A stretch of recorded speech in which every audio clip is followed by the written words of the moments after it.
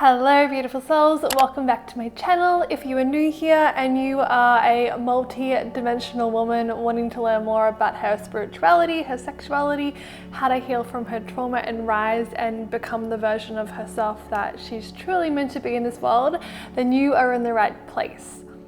So today I'm going to be sitting down and sharing with you my own personal experience of sitting with ayahuasca for 2 ceremonies. This video will simply just be about my experience. If you wanted to learn more about what ayahuasca is or my experience of traveling literally 24 hours to get to Peru, there will be another video on my page that will go into depth of like the logistical side.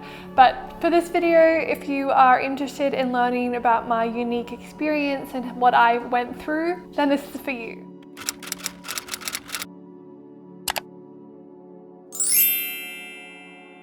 Okay, my loves, I'm going to try my absolute best to try and share with you my experience of sitting with ayahuasca.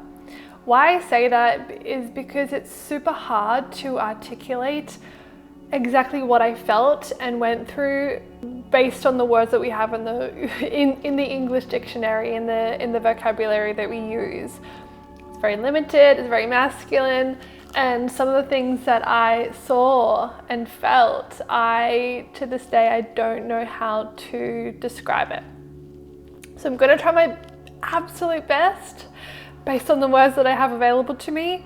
And yeah, I'm going to take you on a journey. Again, this is just my personal experience. If you want to learn the logistics, there'll be another video to learn about that. I'll put it in the description once it's available. But yeah, I don't really think you can have a good or a bad experience in ayahuasca, because simply you are just, it's showing you love. And love is the only thing that doesn't have a polarity in this world. It is whole. Love is whole. And love can be dark, it can be light, it can be everything in between, it can be the masculine, it can be the feminine. But love at the end of the day is this feeling of total oneness. And it's the thing that most of us really crave in this world. Sometimes we find it during sex, we find it in drugs, we find it in ourselves, we find it in partnerships, we find it in different areas of our life. But I feel like the one thing that we have been yearning for as human beings for the longest time is to find this sense of oneness, that the reason why we're here, what our purpose is, who we are. And that is the very reasons why I was called to ayahuasca. So I sat with ayahuasca for 2 ceremonies. I'm going to share with you my 2 ceremonies and a little bit, we were actually supposed to do a 3rd one, but I'm going to share with you why I chose not to do a 3rd one at the end. So stay tuned for that. So I had a calling to do ayahuasca around 2 years ago. I first heard about it in 2020, and at the time no flights were happening, and I know that you can do ayahuasca in local places where I was living at the time in Australia, but I really wanted to do it with a shaman and in the Amazon where it's found, where it's grown, and really tap into the wisdom that the people there they've been using this for thousands of years. So that was the reason why we went to Peru. It was about a 24-hour plane ride to Peru with stopovers. I think we caught about 3 or 4 planes. It was crazy. We were really tired, but Peru is a country and I never thought that I would go to, but I'm so glad I did, because it was just simply so beautiful. So when we arrived to the retreat, we went to Ednika's retreat. It is about an hour and a half away from Cusco, the town of Cusco, and we were picked up on Monday morning. That morning we started fasting. We had some fruits and things, but we started fasting and they picked us up and we arrived to the retreat about 1 o'clock. And later that night would be our first ceremony. So tensions weren't really high. The group that we were with were just simply incredible. They were our soul family. I just love all of them so much, and we felt really connected to, like, from the beginning. You see doctors and psychologists just to make sure that you're okay to do the medicine. You learn about the medicine from the local shamans and the masters, and basically around 6-7 p.m. you're ready to do your first ceremony. So we did our ceremonies in the Maloca. It is a beautiful, traditional sacred hut that is based in the retreat, and the energy of this space was just something that, again, I can't put to words. It was just so beautiful.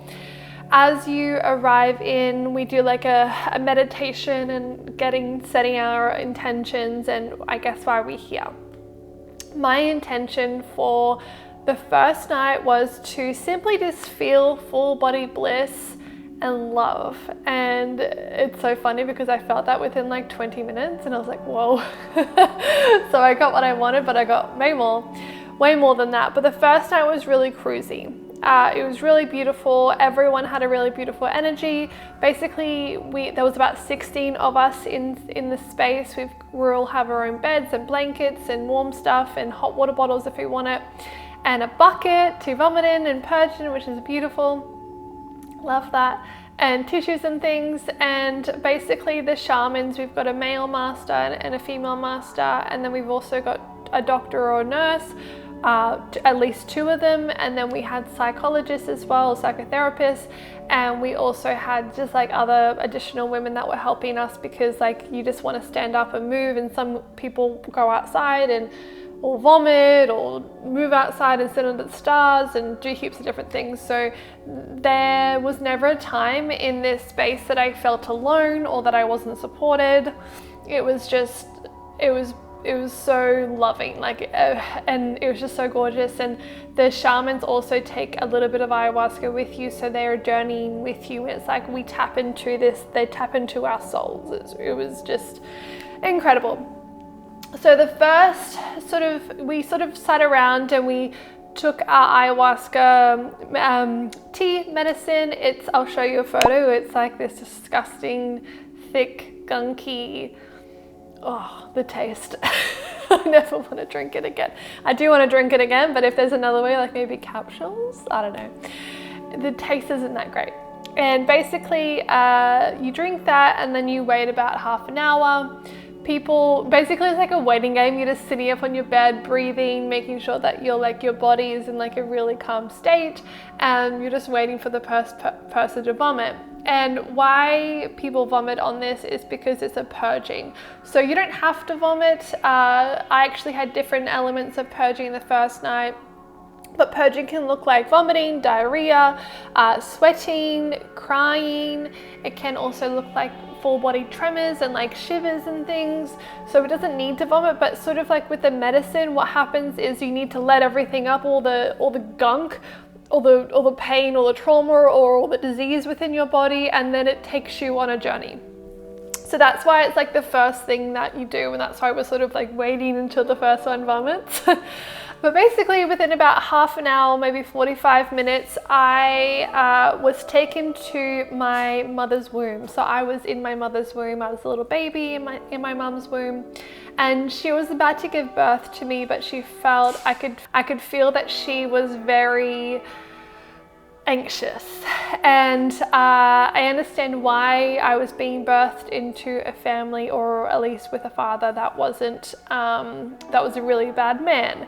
And I can understand, and she actually confirmed with me on the phone, like, yeah, she was super anxious, not from like giving birth. She didn't have any problems with any of her other 3 children having birth, so it wasn't that. It was just more so that she was a bit scared about the scenario or like the circumstances that I was being birthed into. And then I saw my big sister holding me. She was actually in the delivery room as my mum was giving birth, and I actually saw my sister there, and she was one of the first persons that held me as a newborn baby, as my sister did. And I remember seeing her look at me as a baby. This is obviously in ayahuasca. I could see my sister looking at me as a baby, and something switched, and she spoke up and shared something to my mum that she had been holding back for 8 years, which led me on to the work that I do now. But it was sort of like her looking at me, making that decision that I don't want this to happen to my little baby sister, so I need to speak up. That I saw that shift, and that was really beautiful, and I can see how my soul divinely chose that family, because because of the circumstances that they were going through, and it got me on the path that I am on today, helping women heal from sexual abuse. I feel really strongly called in that element now, more so than ever. I was connected with so many women in Peru that had gone through sexual abuse. It was like they were magnetized towards me, and I held a safe space. Everyone in my dorm was, and it became like a very important topic of my whole journey, my whole ayahuasca journey. So that was really beautiful to see how like my purpose was really integrating into my reality, even as a baby. Even as a baby, just this little blob of love, I had this ability to allow my sister to speak up, which is really beautiful. As my family was going, we went through a lot of traumatic things. My family became very quiet and very numb and didn't show emotion. And during the night, the shaman, actually the female shaman, sits in front of your bed and she sings you a traditional song. I'm going to list here something similar to what she sings you. It's all unique to that person. I just love her so much. But she sings you a traditional song based on, like, 'cause she's doing ayahuasca with you, so it's not even in Spanish, it's in her native tongue. And it's sort of like it's transformed into her and then out to you, and it's sort of like the soundtrack to the journey that you're in. So she makes her way around each and every person, and by the time that she made it to me, I was really heavy in my purging. Prior to that, my purging looked like full body tremors. It felt like I was releasing a lot of sexual, I guess, pain and trauma within my body, because it was only my thighs, my yoni and my womb that was full on shaking. The rest of my body was still. And it honestly felt like there was an earthquake happening in my sexual palace, in my pelvic region. It was just like awakening and shaking all of this energy that I had no idea that was there. And that was the purging that happened initially in my first journey. My first journey was really beautiful. At the same time, as I'm sharing all of this, your body is full of so much love and bliss. Like, at some points I was trying to get my heart out of my chest because I was like, I'm feeling so much love and I don't know what to do with it. Like, it just got really, really, really overwhelming. So back to my story, by the time that the shaman came to me, she was singing me a song and I was deep in my journey. And this is where I started crying, and I cried and I was wailing. And I was wailing that high and loud. I was probably deafening to everyone in the whole room, but you're sort of like in your own journey. No one gives a fuck what you're doing, to be honest. But yeah, I was like full on purging and crying and releasing so much pain. And what was really interesting to me was I wasn't crying based on the father that I had and the pain that my family went through and all of that things that I thought that was the reason why I had this trauma. But my trauma only came from the fact that I was alone with the pain, not the actual event that happened, the fact that I was alone with the pain. And this actually led me to what I do today, because I don't want people to be alone with the pain. And I was seeing scenes of my childhood as being as young as 1 and 2 and getting a little bit older, but I love to sing and dance. And I realized I would put on a show for my family to make them feel something. I'd be like, hey guys, look, there's so much love and happiness to go around, like, let's feel something. But at the same time, I was crying because I just saw all these times where I was just in my room and just trying to contemplate, like, what the fuck's happening? Like, why can't I know what's happening? Why can't someone just tell me? Like, children are so intelligent, like, they're so intelligent. And it's just looking back, I could see how painful it was to be alone. If you don't know, my sisters and my brother, they're 8, 14 and 16 years older than me, so they're all very, very, very much older than me. So I'm like a little baby trying to like play with myself and have fun and do all these things, but they were already like adults. So it was a very big disconnect, and I just felt very alone with not only my emotions but like growing up, and that's where that pain came from. And I thought that was really surprising, because I guess what I always say is you can't determine what is traumatic for someone else. You can only determine what is traumatic for you. And just seeing that made so much sense. And I was like, oh, that makes so much sense as to why I feel this way. So they do say like to forgive your past and love your past, and so you can heal from it. I don't feel like I would ever forgive my father for doing what he did. However, it's sort of like he doesn't take up energy in my body anymore. I can talk about these scenes and memories and things, and it doesn't evoke a trigger or an emotional element in my body. It feels like that chapter's closed, that lesson is learned, and I'm able to move on from that, which is really beautiful. So if something's happened to you and you feel like, oh, I could never love them again, no one's asking you to, but it's the fact that, are they taking up residence in your body? When you see certain things or hear certain things, does it evoke like a pain point, like a wound that it's pressing down on? That is the element that you want to heal so you can keep moving on. It's really funny because at the same time you're doing it and you're feeling so much love and bliss, and at the same time you're like, I'm never fucking doing this again, because again, it's the whole picture. It's the pain and the pleasure. You're not just experiencing pleasure and bliss and love and geometrical shapes and colors, and it's all so fun. There's also a pain element to it, and it's so much on your system that you are just wishing someone could come and just eject something with you, and like you'd be out of it in a second. Even on the first night, as beautiful as it was, I was like, I don't know if I could do this for a second night. It was super intense. So yeah.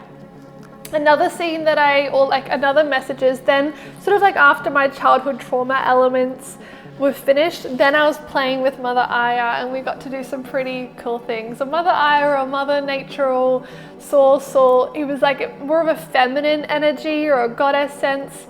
So we got to play with some really cool things. She took me to a field, and the field was full of daisies. However, the daisies were like powered by LEDs, and they all were connected to one plug. And she said, speak your truth. Say something that is a line that comes from within you, your wisdom. And I said something out loud, and the plug went into the wall, and all the daisies stood up, and they were so bright that I was getting blinded. I was like, holy shit. But the daisies were just so beamy in my eyes. And she said, let the daisies be a representation of the women in this world. When you speak your truth, thousands of women stand up. And then she said, say something that isn't your truth. And I said something, I can't remember what I said. Plug came out, daisies died. And it just was a beautiful representation for me to carry on throughout my whole entire life, that when I speak my truth, women can stand up, they can stand in their power. And when I'm copying or mimicking or sharing something because I should, something that isn't truly aligned within my body, the daisies go down, and it's not really serving anyone. So that was a really beautiful representation. The next one where she took me through was sort of like we were playing like a little game, or we were watching Earth.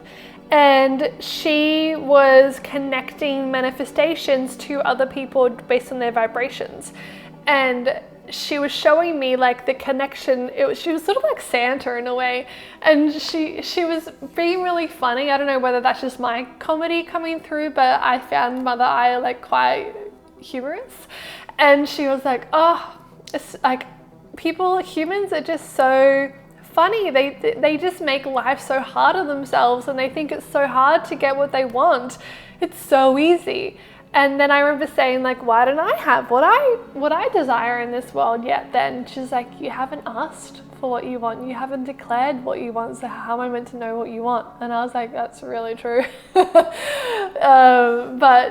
it was just really interesting. It was sort of like we were in a simulation, and like you could have anything you want, and this was the game. But there was all these people that were like, do you know like those Sims characters, or not even the Sims, I think it's the Sims characters where you don't control them, but maybe they're walking around in a circle, or even when like you go into the pool and you take out the ladder and they're just walking around, be like, they don't really know what they're doing. A lot of the humans that I was looking at down on the world, that's what they were in. that's what they were doing. They're sort of like running around like headless chickens, like, what the fuck do I do? And then there was these few people that were like super switched on and awakened to their divinity within, and they were magnetic to anything that they wanted. And I thought that was really beautiful. It was like this little cosmic joke that I got to be in with her. It was like a nice special moment that I had with Mother Aya. Some other parts came in through healing the masculine, and obviously not growing up with a father, I had a bit of a obscured view of the masculine. And I saw some scenes of like me losing my virginity and like other, when I did lose that, I guess other moments where I would have sex with men, and I realized the only reason I was doing that was because the only way that I knew that the only way to receive love and appreciation from the masculine was to offer sex. That was like the only way that I knew, which isn't true. But I could see how every time I was doing that, that was causing sexual trauma within my body, because I was always a full body no, but there was a deep yearning deeper than that to have like masculine approval, to feel love from the masculine. And after the first ceremony, there's a lot of men on the retreat. And I remember looking at all of them. I think we were going to, the next day we went to a hospital to help the sick kids. I remember looking at all of them being like, holy fuck, I love all of these men. And like, I just felt so safe in their presence, and I hadn't felt safe in the masculine like that in a really long time. So on the back end, I sort of made that connection, but that healing of the masculine really happened for me that first night, which was really beautiful. Another thing that I kept hearing her say was that my work as an RTT practitioner, as a healer, as a tantric embodiment coach, and whatever else I learn, and me, just being me, she kept saying that your work is already a modern day ayahuasca journey. People don't need to vomit and purge anymore. Like, you are the bridge, you are the guide. And this is what I kept getting told is in both ceremonies, was like, I'm the bridge. And I felt really overwhelmed in the fact that I had to be a bridge to this new earth that we were sort of accessing through ayahuasca. I'm going to share more on that on the second ceremony, but when she kept saying that I'm the bridge, guiding people back to themselves, back to their body, you can do it through your work, I felt a bit overwhelmed, because I felt like there was a lot of pressure that I was supposed to bring all these people from, I guess, 3-dimensional world into the 5-dimensional, into the 5D, into the new earth. And I was like, how the hell do I do that? Like, how do I usher all these people over? But then this morning, actually, in my bath that I had, a download came in, and it said that we are all the bridge. And rather, my role in this life is like being a cattle dog herding sheep. It's sort of like everyone in this world is sort of like the sheep, and we're moving away from, I guess, literally being sheep, and now moving into our own integrity and standing up and being our truth. But there needs to be some people helping people, guide them there. And it's not saying that we are picking up the sheep, driving them, dragging them, doing it for them. We're just simply like the gutters, sort of like nudging them into the right direction. And that's how I really feel and see my work as a spiritual healer or a leader in this space. I am simply just a guide. And this is why I love my work, is because the people see their own scenes, they feel their own feelings, and they heal themselves. That's how it lasts. Like, that's how magical this work is because it already lives within you. So I feel a lot better around them saying that I'm a bridge now. I didn't initially, because I was like, that's a lot of responsibility. I don't think I signed up for to be a fucking bridge. But yeah, I feel a lot better about that now. There's some other things that happened in the first ceremony. They weren't major, but they were just like little pieces. I kept hearing this song. Again, I love music, but I kept hearing this song, Left Outside Alone by Anastasia. And it just like, that sort of like they're linked to my sensations of being alone as a child, which is really interesting. I was also taken to my mum's and my dad's childhood just to see how they grew up and how they lived as well, which gave a lot of clarity around how they were as parents, and I could see now why my father was so hurt, if that makes sense. Like, hurt people at the end of the day. And yeah, everything is also divine, and that's another subject in itself, but everything happens for a reason. I strongly believe that.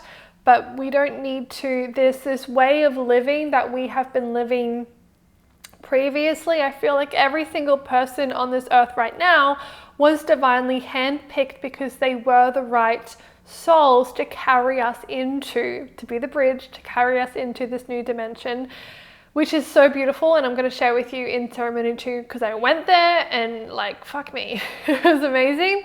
But yeah. So yeah, overall the first night was really fun. It was really nice. A lot of release. I also vomited a lot. I didn't really share that, but I vomited later on. And when I vomited on the toilet. And it was just like, when I was vomiting, it felt like I was just like purging the disgust I had from my father.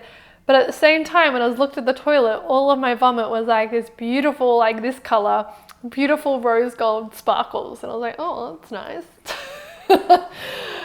But yeah, that was first ceremony. Everyone sort of really had like a nice experience. It was very mental, I found. I could open my eyes and I was back in the room, and close my eyes and I would be back into the other dimension or wherever I was, and seeing these messages and getting these downloads and connecting and closing traumas and purging and seeing lots of colors and feeling lots of love. It was really nice. Night 2. Ceremony 2. Oh my gosh. It was fucked. But at the same time, it was everything that I needed. So this essence again, that this oneness that we crave, it isn't good and bad. It doesn't have a polarity. Love doesn't have a polarity.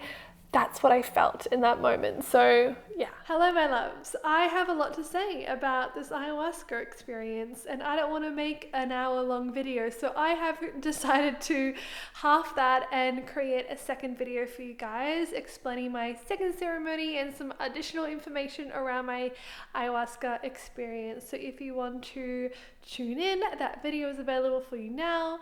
But before you do that, please remember to like and subscribe, and I would love to hear what you thought of this video. Please let me know in the comments of anything that maybe evoked within you, or you want to share your own experience. I would love to hear, and I'll see you in the next video.